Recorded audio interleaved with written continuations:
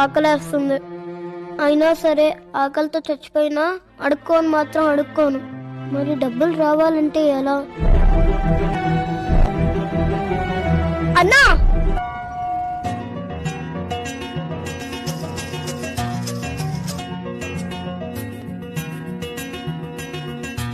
పువ్వు ఎంతరా?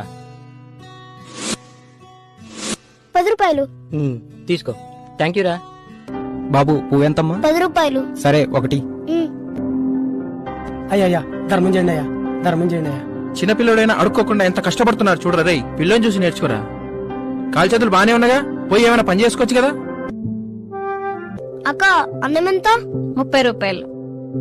పప్పు 20 రూపాయలు. 2 కల్పించండి అయితే. పక్కనే కూర్చొని అడుక్కోమని చెప్పాను కదా, ఎక్కడికి వెళ్ళావు? మనం అడుకోవద్దు నాన్న. అడుక్కుపోతే తిండెట్లా వస్తుంది అనుకున్నావు? పూలమ్మే నాన్న.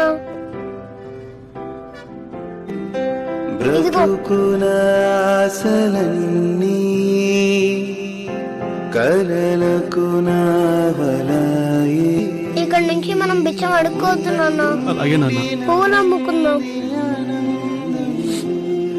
అలాగే.